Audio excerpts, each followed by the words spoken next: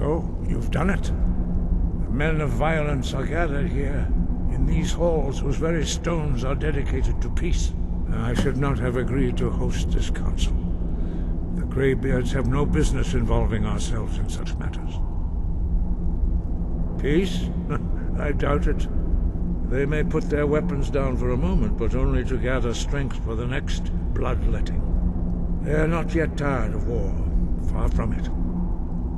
You know the ancient Nord word for war? Season unending. And so it has proved.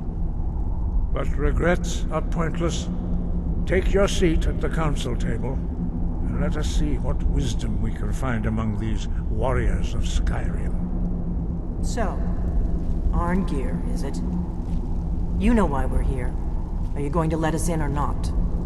You are not invited here. You are not welcome here. We have as much right to be at this council as all of you. More, actually, since we were the ones that put the Dragonborn on this path. Were you? The hubris of the Blades truly knows no bounds. Delphine, we're not here to rehearse old grudges. The matter at hand is urgent. Alduin must be stopped. You wouldn't have called this council if you didn't agree. We know a great deal about the situation and the threat that Alduin poses to us all. You need us here if you want this council to succeed.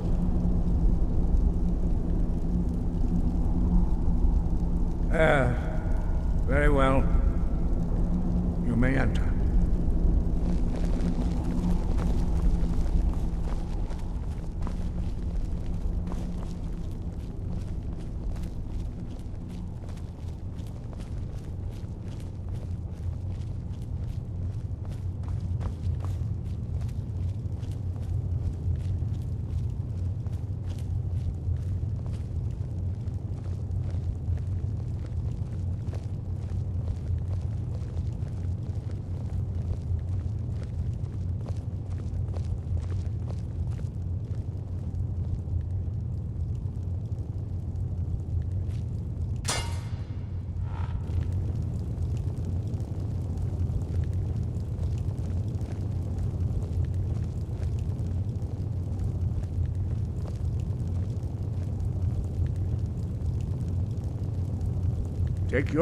Now that everyone is here, please take your seats so we can begin. I hope that we have all come here in the spirit You insult us by bringing her to this negotiation? You're Chief Talos Hunter? That didn't take long. Here. I have every right to be at this negotiation. I need to ensure that nothing is agreed to here that violates the terms of the White Gold Concordat. She's part of the Imperial delegation. You can't dictate who I bring to this council. Please, if we have to negotiate the terms of the negotiation, we will never get anywhere. Perhaps this would be a good time to get the Dragonborn's input on this matter. By Izmir's beard. The nerve of those Imperial bastards, eh? To think that I would sit down at the same table with that. Thalmor bitch. Either she walks or I do.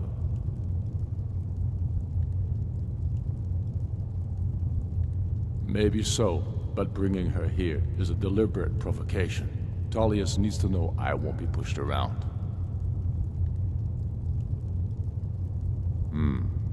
It feels like a mistake to me. But I'll bow to your judgment on this. But she is to observe, nothing more. We are not negotiating with her. Is that clear? Ulfric, why so hostile? After all, it's not the Thalmor that's burning your farms and killing your sons. She's supposed to be on our side? You know exactly... No. Not this time. Now that that's settled, may we proceed? I have something to say first. Here we go. The only reason I agreed to attend this council was to deal with the dragon menace. There's nothing else to talk about. Unless the Empire is finally ready to renounce its unjust claim to rule over the free people of Skyrim. I knew he wouldn't be able to resist. Arrange a temporary truce to allow the Dragonborn here to deal with the dragons, nothing more. I consider even talking to the Empire a generous gesture. Are you done? Did you just come here to make speeches, or can we get down to business? Yes, let's get this over with. Are we ready to proceed? Jarl Ulfric, General Tullius, this council is unprecedented. We are gathered here at the Dragonborn's request. I ask that you all respect the spirit of High Hrothgar, and do your best to begin the process of achieving a lasting peace in Skyrim. Who would like to open the negotiations? Yes, let's get down to it. We want control of Markarth. That's our price for agreeing to a truce. So that's why you're here, Ulfric? You dare to insult the Greybeards by using this council to advance your own position? Jarl Elisif. General, this is outrageous. You can't be taking this demand seriously. I thought we were here to discuss a truce. Elisif, I said I'd handle it. Ulfric, you can't seriously expect us to give up Markarth at the negotiating table. You hoped to gain in council what you've been unable to take in battle, is that it? I'm sure Jarl Ulfric does not expect something for nothing. Yes, that'd be entirely out of character. Want in return? Wait, General, you don't intend to just hand over Markarth to that traitor? This is how the Empire repays us for our loyalty? Enough. First, let's be clear. This council wasn't my idea. I think it's a waste of time. You are a traitor to the Empire, and deserve a traitor's death. But I at least will negotiate in good faith. Since we're all here at your request, I'd like to hear what you think Markarth is worth. In exchange for Markarth, the source of most of Skyrim's silver. Hardly. Riften seems like a better choice to me. Well fortified, easily resupplied from across Lake Honric, plus all the mead we can drink. I'm glad you agree. I was starting to wonder whose side you were on here. You heard the man, Ulfric. We've made you a fair offer. Are you serious about these talks, or are you just here to posture? I expected better from you, Dragonborn. I came here in good faith, and now it seems you help the Empire at every turn. As for you, General Tullius, I see now that Galmar was right. Talking to the Empire is just as useless as ever. If you think you can hold Markarth, you're as deluded as your Emperor when he signed away our freedom to the Thalmor. Skyrim will never again bow to your false Empire. Let's go, Galmar. I should have listened to you in the first place. You always were a fool, Ulfric. You're no better at diplomacy than you are in the battlefield. Stop! Are you so blind to our danger that you can't see past your petty disagreements? Here you sit arguing about nothing, while the fate of the land hangs in the balance. Is he with you, Delphine? If so, I advise you to tell him to watch his tongue. He is with me. And I advise you both to listen to what he has to say before you do anything rash. Don't you understand the danger? Don't you understand what the return of the dragons means? Alduin has returned, the World Eater. Even now he devours the souls of your fallen comrades. He grows more powerful with every soldier slain in your pointless war. Can you not put aside your hatred for even one moment in the face of this mortal danger? A very pretty speech. But what does it Shut have up. to do with a... If he's right about Alduin, we both have just as much to lose here, Tullius. Remember that. Now, back to the matter at hand. Don't hand me a mug of sheep's piss and call it mead. These terms are still not acceptable. I'm sure you have something in mind. Damn right we do. You surrender Hjalmarch to us, and take Idgrod Ravencrone with you. Sorli the Builder will take over as Jarl of Morthal. Where do these demands stop, Ulfric? Do you expect me to surrender all of Skyrim? It seems I have no choice but to let the Dragonborn decide, although I'm starting to doubt your fairness. What say you, Dragonborn? Even the Dragonborn betray Skyrim. These terms are not acceptable. You know that. I'm listening. Don't play dumb, Tullius. Bah, this is a waste of time. I can see that we won't get better terms from this council. So be it. The Sons of Skyrim at least put the greater good above our own interests. It seems we may have an agreement. Jarl Ulfric, General Tullius, these are the terms currently on the table. Markarth will be handed over to Ulfric's forces, Jarl Igmund will step down, and Thongvor Silverblood will become the Jarl of Markarth.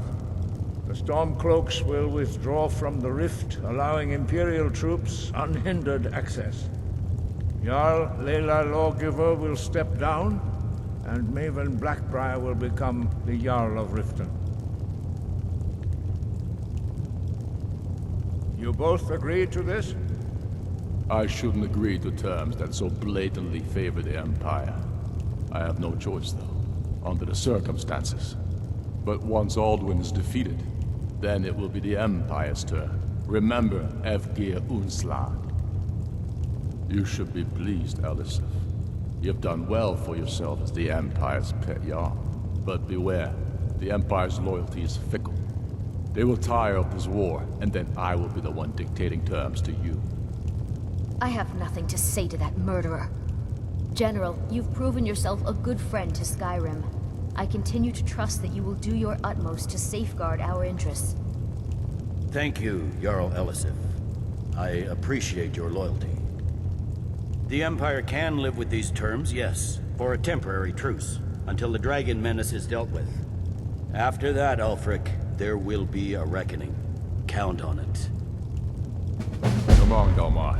We have a lot of work to do. Giving up Markarth is a heavy price for this truce, Dragonborn. I hope it was worth it. Jarl Balgruuf, I assume you are familiar with the Dragonborn's plan? Yes, I'm ready to do my part. Just say the word, and my men will help you spring this trap. But the difficulty remains how to lure a dragon to Dragon's Reach at all. Well, that's an excellent question. You haven't overlooked that little detail, have you? Ah, I believe I can be of help here. I anticipated the problem. While you were arranging this meeting, I was busy in the library of Skyhaven Temple, an unguessed trove of lost lore. But the important thing is that the Blades recorded many of the names of dragons they slew. Cross-referencing this with Delphine's map of dragon burial sites, I believe I've identified one of the dragons that Alduin has raised up. Don't you see? The names of dragons are always 3 words of power, shouts. By calling the dragon with a voice, he will hear you wherever he might be. He's not compelled to, but dragons are prideful by nature and loath to refuse a challenge. Your voice in particular is likely to intrigue this dragon after your victory over Alduin. I think it's very likely that he will be unable to resist investigating your call. Ah, indeed. I'm no master of the voice, like these worthy gentlemen, but it is written here in this scroll. Oda Ving, winged snow hunter,